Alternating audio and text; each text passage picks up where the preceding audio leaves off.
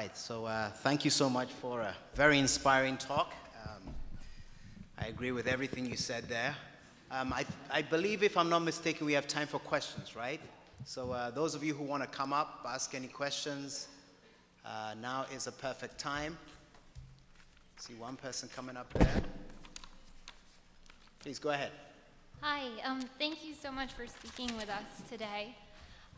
My question is, in your experience, how have you found accessing financing? Have you been able to easily find loans or debt, or I don't know if you've issued equity or not, and what is that experience like, and how do you think that market needs to change, or is it not an issue? Thank you. Over here. Hi, thank you so much for that talk. It was fantastic to get a little bit past the debate and hear about some solutions. So it left me wondering, those of us that sit around debating all day, what should we do now? And if the answer is go out and start businesses, how do we make sure that those businesses continue to do what Good African Coffee has done for people and for families and communities, and not fall into the traps that some other businesses fall into of creating more bads than goods? Thank you. Okay, let's just go one after the other, please. Hi, I was very glad to hear you say that you felt that there was a role for multinationals in working with local communities on development issues, because I think, and sorry to pick on you, Professor, but I think that, you know, if you create a problem, you fix it, and I think that a lot of you know, rich white people have created a lot of problems around the world, and now we're saying, well, you know, it's up to Africa to fix their problems, and so I'd be very interested to hear from you what you think the role in those partnerships is for foreign entities. Thank you. Andrew, thanks very much for having us today and speaking with us. It was a pleasure. I just want to know what your thoughts on Dambisa Moyo's theory on eradicating aid to Africa is, foreign aid to Africa in particular. And she proposes that in her book, Dead Aid, that Westerners should completely forego giving aid to Africa within a period of 5 to 7 years. What are your thoughts? Would that force a lot of African governments to move beyond that cycle of corruption and dependence and start really building capital and giving access to entrepreneurs, all that kind of stuff? What are your thoughts? Hi. One question. What is the government for you? Do you see it as a partner? Do you see it as a constraint? Do you have any relations with local governments, regional governments, national governments? Where is the government in this model?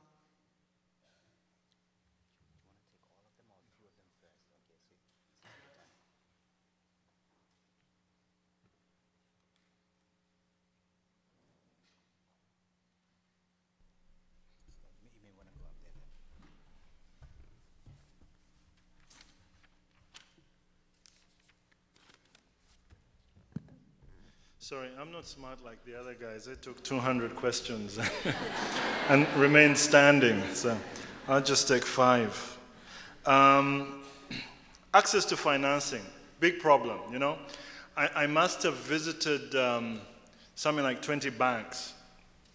And as attractive as this model looks, no bank in Uganda wanted to fund us. First of all, they thought, you know, I'm out of my mind, or, you know, I'm really shielding something wrong with me. Why would I want to come up with a social entrepreneurial model that's looking to export Ugandan coffee to the UK? It's never been done before. So you're not going to pilot this stuff with our money, basically. And so we have failed to raise capital. I mean, it's people see some of the stuff on the internet and then they call me and go, are you really sure? You know, is this something, why can't you raise capital? Raising capital is so difficult. Even with all these venture capital funds that are out there, and there's data that says, look, there's X number of thousand of venture capital funds in East Africa. The problem is really, they in their brochures, they say they're looking for social entrepreneurial businesses, but really what they're looking for is mature businesses, you know. The kind of risk capital that needs to be put into a business like this, there are very few people who are willing to do that. I mean, you know, I had to mortgage my house, sold a company that I used to run, that used to do marketing and promotions, borrowed from, you know, they say entrepreneurs borrow from friends, family, and fools. You know, I exhausted each and every one of those categories and still didn't have enough because I also realized some of the challenges I had was the social entrepreneurial vision needed a significant pool of non-profit seeking capital in the beginning. Because a lot of these things were infrastructural issues. You know, how do you get a return on investment on an extension worker that you have to put in the field for 6 months and put, you know, kind of microfinance trainers? You know, I had them on my expenditure statement. You know, I had them on my P&L. You know, I want to give 50% profit into the community, but weren't making a profit, so I had to expense it. So there's a real issue in raising capital. So I debated with Bill whether I'd put my bank account up there, and he said, no, probably not is a good idea. Do it next year's talk. So that's an issue with access to capital. In terms of what can you do, this is one of the greatest universities in the world. The faculty here is producing brilliant, innovative, creative, fantastic people who go out into the marketplace. You have so much intellectual capital that you could add. Yeah, some of you might go and make a big whack of cash and you could invest, but a lot of you will have a lot of knowledge and wisdom that would be play such an important role in supporting companies that you have either identified or you'd like to partner with. So don't underestimate the intellectual capital that can be put to use. I just spoke to a lady there who came and said, look, we're doing some modeling exercises in Ghana on financial literacy and sustainability of financial literacy and the rest of it. Those are the kind of things that I think can be brought into these partnerships. Role of foreign entities, again, you know, there are partnership spaces there that can be utilized. The model I showed you here is sustainable, hopefully, in a sense that if we pulled out as good African, you know, the farmers can still produce quality coffee, get quality prices, and keep the savings and credit corps going. So I think there are a lot of other sustainable opportunities there. Dambisa Moyo, I got to be careful because Dambisa is a friend. I think she has a good idea, and I think hers was a wake-up call. You know, sometimes you got to say things as brute facts, you know, in kind of graphically to wake people up, and I think that's what she did. I don't think she'll say, you know, in a mechanical way, yes, 5 years, and Africa will raise capital from the international market. Events, I think, have overtaken some of that, you know, as we saw in 2008, 2009, and today. But I think the kind of shock treatment she suggested was important. You know, it got people thinking. I'm sure there must be ways of getting this capital that's in these huge foundations and that on the one hand are on a track of trying to do some good, having less impact, and kind of bringing it into the mainstream where the entrepreneurs reside, operate, and try and bring about change. The role of government is important. Look, as good African, when we failed to raise capital, we had to go to the government and get a very expensive loan, you know, a loan that's pegged on the treasury bill in Uganda, which is, you know, 23%. So we're paying the government interest of 26%, and we had to go back and say, look, we want to convert this capital for the farmers. So the victory we had there was we're taking this government loan and converting it into ordinary shares for our farmers. So there are opportunities there that you wouldn't have with a bank. But yeah, capital remains a key issue. Yes, ma'am. Thank you for coming and speaking. I'm currently in the process of creating one of these partnerships that you are speaking of. A women's cooperative in Rwanda used that word actually and reached out to me and asked to create a partnership. And I'm seeking venture capital for them here in the United States. They're an established cooperative. It's not a new thing. They're very well established in their country. The problem that I'm coming across constantly, and I would love some advice on, is when I am speaking to investors here, as well as markets here, everybody gives me suggestions. They think that I'm here asking, or that the women are asking what they should be doing, and they tell, and instead of listening to the pitch, they say, oh, what you should be doing is trying to get them to produce local products. They don't understand that these women have been working very hard and very long and have very courageously and smartly created the product that they want to be pitching. How do you politely and respectfully talk to investors and ask them to leave their suggestions and hear the pitch that these women have put forth?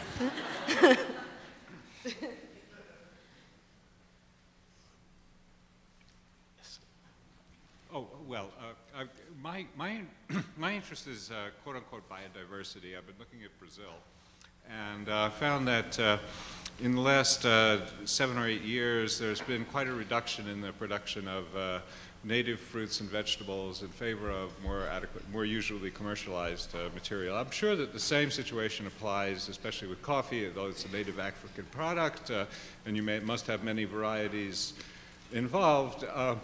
There is the question of protecting native biodiversity, and I'm wondering whether you have plans in the future, perhaps not to make money by doing so, but perhaps to amplify the happiness of your members by encouraging their creativity and imagination with products that they're used to having.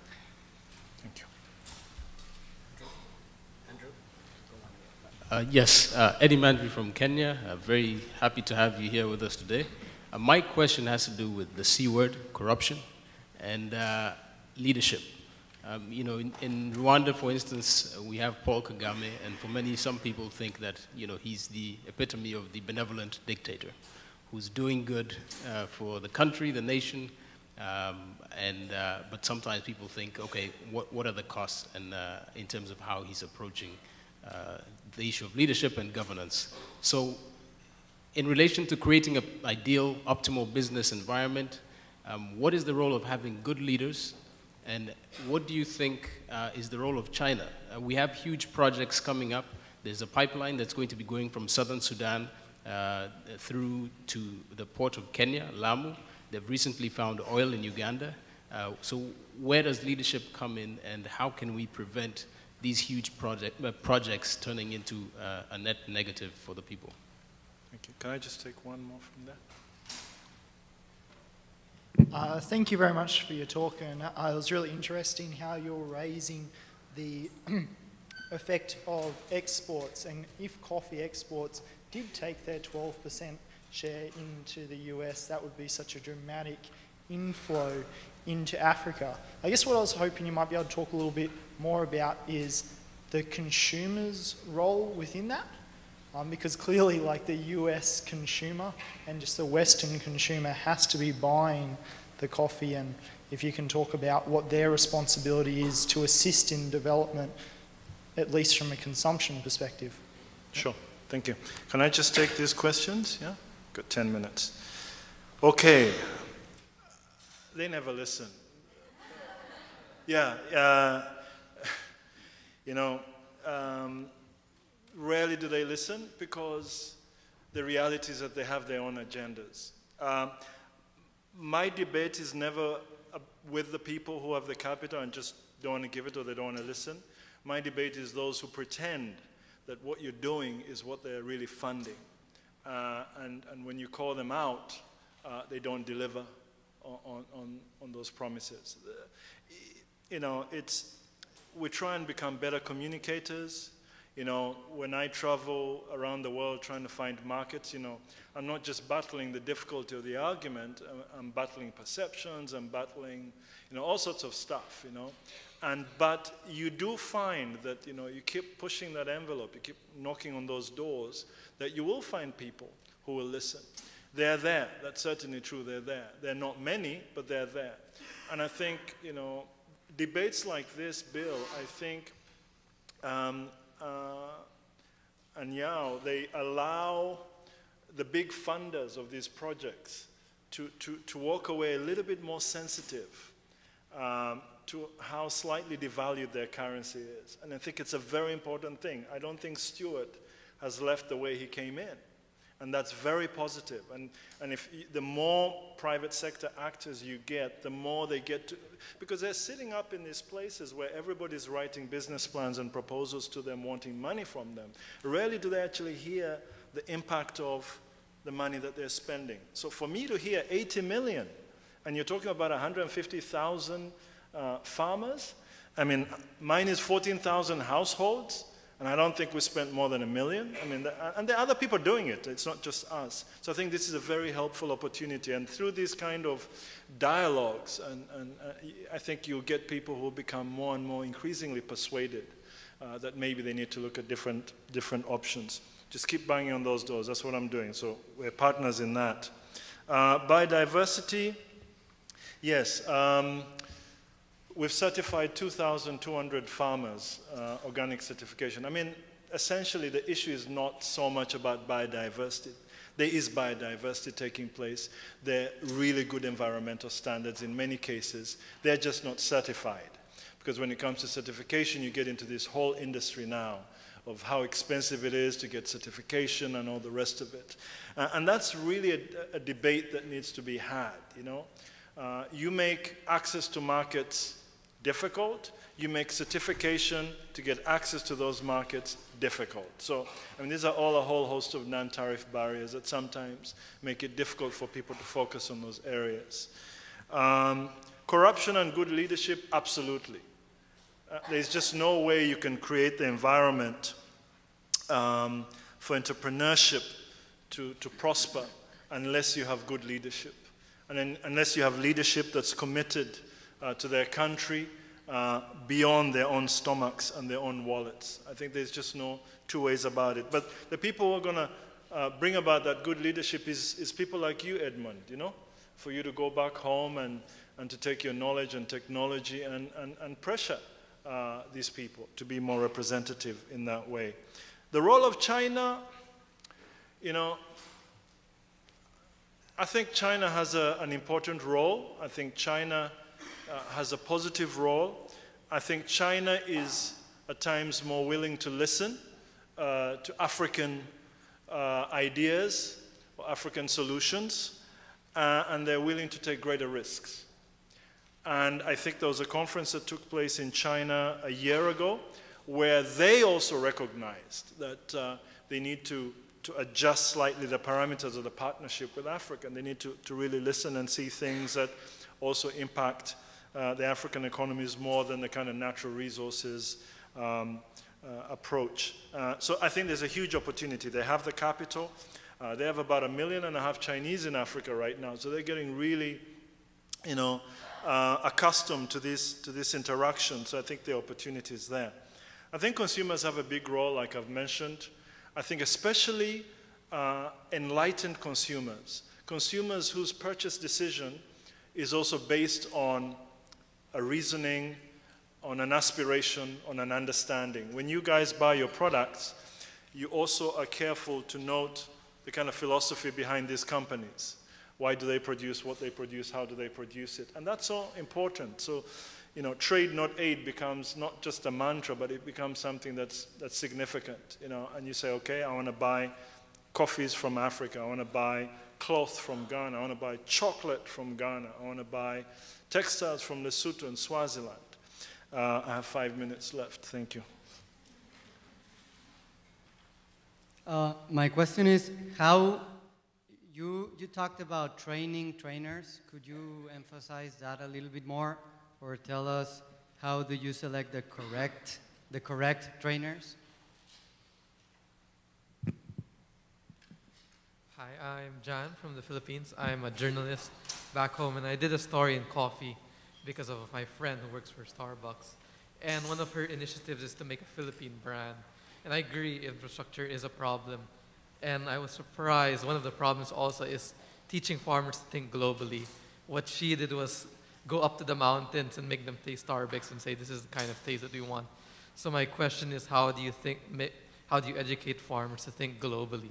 That's all, thanks. As a business owner, what was your biggest obstacle to trade development? Domestic policies, credit access, international policies, market access? And additionally, do you see these obstacles being the same for other entrepreneurs in developing countries? Good afternoon. Thank you for your very inspiring and instructive presentation. I would like to know, what do you think of African-owned and led institutions such as the new Partnership for Africa's Development, NEPAD? Through their programs, they advocate a bigger share, for example, of African national budget dedicated to agriculture. What needs to be done to enhance these activities and makes them relevant? Or it should be left to the private sector only? Thank you. Okay. Hi, I've been in the coffee industry myself for many years, and I'm thrilled that you're here and to hear that Bill is such a huge fan of specialty coffee, as I am as well. I'm actually co-authoring a book on women in coffee. And our hypothesis is that women are the real engines of the coffee economy. And I would like to hear what you have to say, either to support that hypothesis or in maybe something counter. Before you sit down, I support that hypothesis. No debate.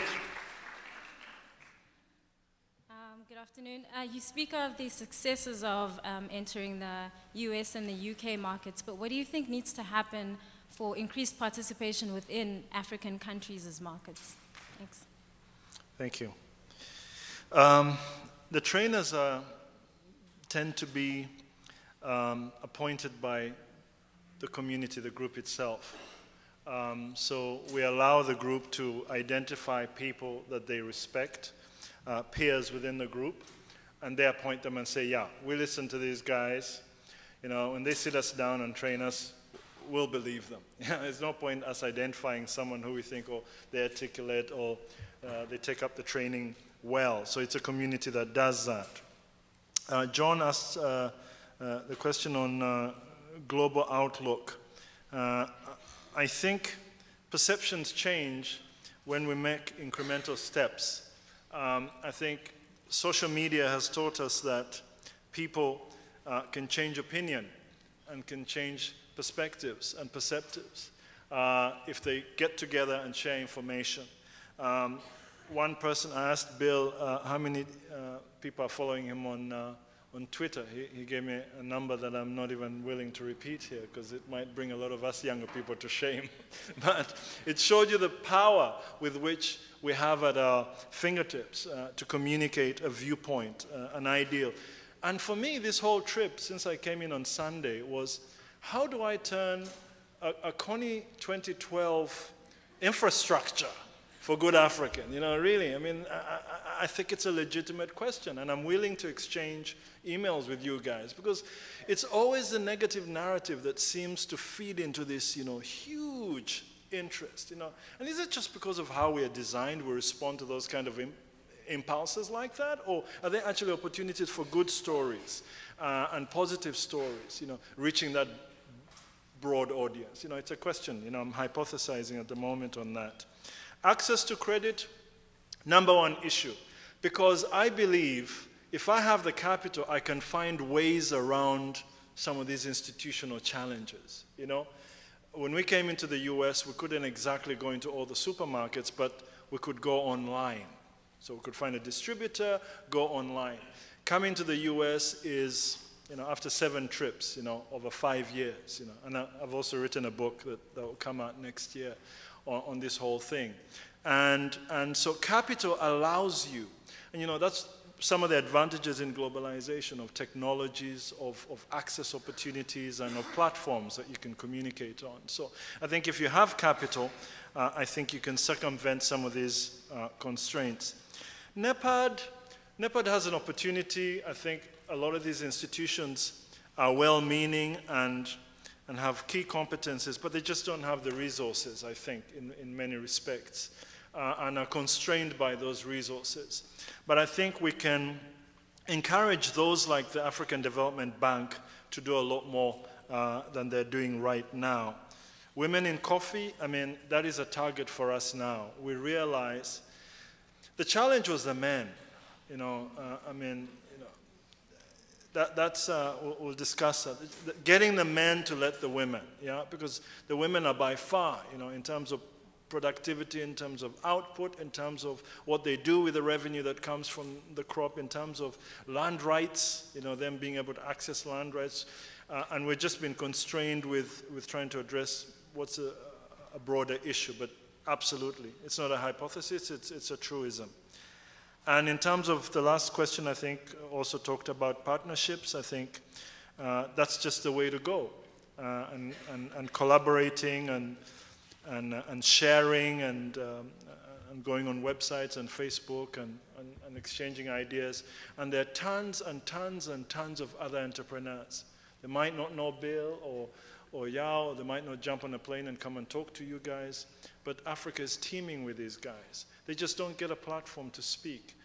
And everyone just bunches them up in a kind of very stereotypical way as a bunch of guys who are just waiting for aid and waiting for handouts.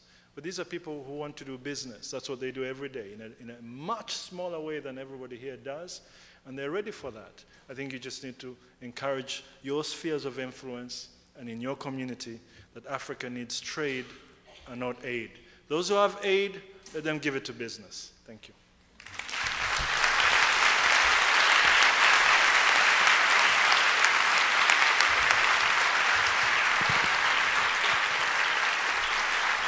So that was really fantastic there, Andrew, and really appreciate it.